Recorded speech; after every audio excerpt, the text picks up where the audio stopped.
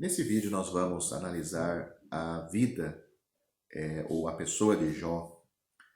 Nessa história e poema épico vemos um homem de integridade exemplar, progressivamente despojado de todos os seus bens mais preciosos e das convicções mais sagradas com que o ser humano reveste sua alma, até que se põe diante de seu Criador como uma alma conscientemente nua. Em primeiro lugar, perde toda a riqueza. Em poucas horas, com alguns golpes rápidos e cruéis, passa da abundância à pobreza. A seguir, perde todos os filhos. Devido a uma terrível e complexa desgraça, é privado dos sete filhos e 3 filhas. Depois disso, perde a saúde, tornando-se tão repulsivo exteriormente que seus parentes mais próximos não se aproximam dele. E, tão torturado pelo desconforto íntimo que sua vida transforma-se num contínuo fardo. Em seguida, perde a amizade da esposa. Enfurecida pelo medonho aspecto do marido, ela exclama: amaldiçoa a Deus e morre. O elo da fé comum entre marido e mulher dissolve-se, e assim uma terrível solidão é acrescentada às outras perdas de Jó. Depois perde a compaixão dos 3 amigos, os 3 amigos mais sábios que vieram a ele. A comiseração transforma-se em censura e, em vez de consolá-lo, une-se para condená-lo, até que o próprio Jó grita: compadecei-vos de mim, amigos meus. Além disso, perde mais, além dessas perdas mais externas, há um terrível processo de despojamento operado no íntimo da alma e do espírito deste homem. Sua extrema adversidade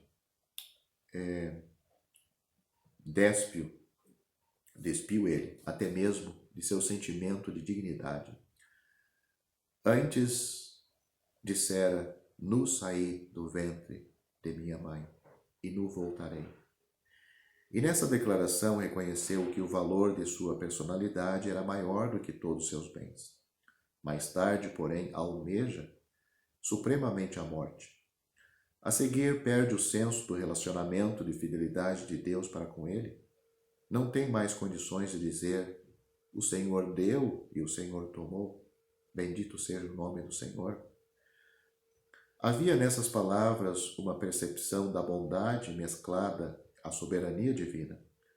Mas depois, só pode perguntar com amargura da alma: por que te fizeste de mim um alvo? Por que te fizeste de mim um alvo? Por último, parece perder até a convicção da bondade do governo divino. Antes, ele disse, ou antes dissera: temos recebido o bem de Deus, e não receberíamos também o mal? Contudo, esse reconhecimento inicial do bem soberano rompe-se à medida que a discussão avança e Jó fica realmente desolado. Todas aquelas coisas com que os homens revestem a mente e o espírito foram-se. Agora ficamos contemplando o espírito nu desse homem.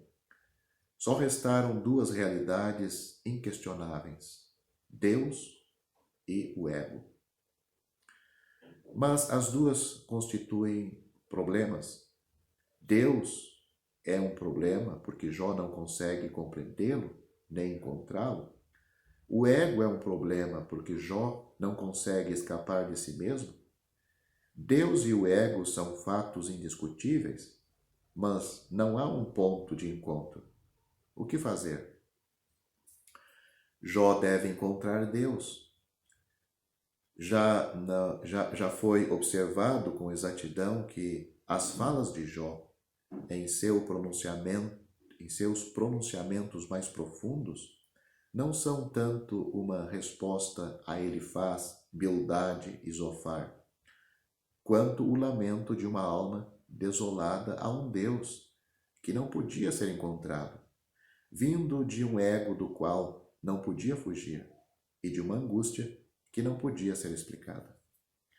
Sobre esses clamores e perguntas, vejas as seguintes passagens onde estão registradas o que acabo de dizer.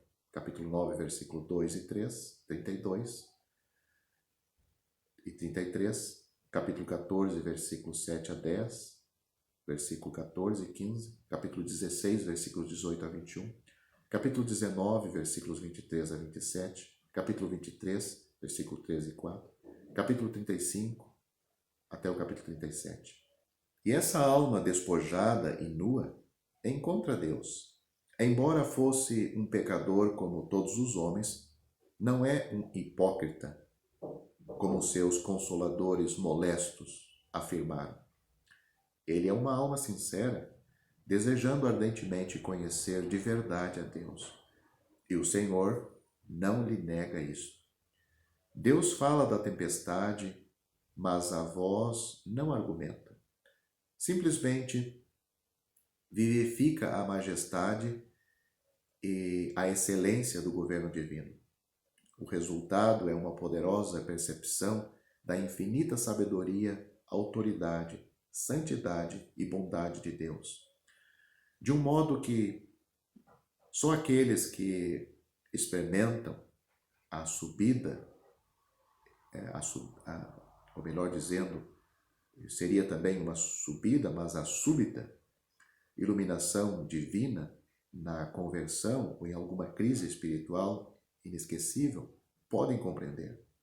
Jó vê e entende Deus como jamais ocorrera antes e clama: eu te conhecia só de ouvido, mas agora os meus olhos te veem. No capítulo 42, versículo 5.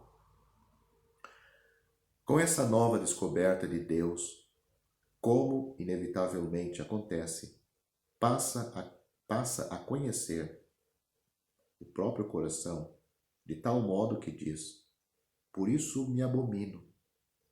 Ou, as minhas palavras, e me arrependo no pó e na cinza.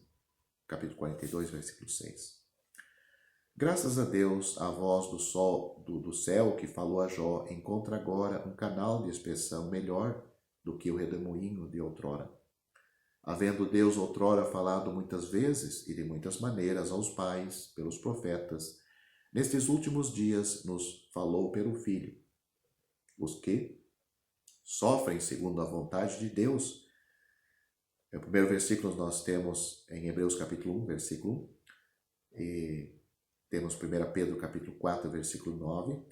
Os que sofrem segundo a vontade de Deus devem banhar seus corações cansados nos consolos reveladores e confortantes do Novo Testamento. Nem tudo nos é revelado, a não ser ao longo de muito tempo, mas o suficiente é agora revelado a fim de que a fé seja racional, apesar dos problemas obscuros que persistem. O que ficou sem revelação está reservado a fim de dar à fé espaço para desenvolver-se. Se Jó pôde dizer isto, nós também podemos fazê-lo com mais razão, ainda que ele me mate, nele confiarei. Jó capítulo 13, versículo 15.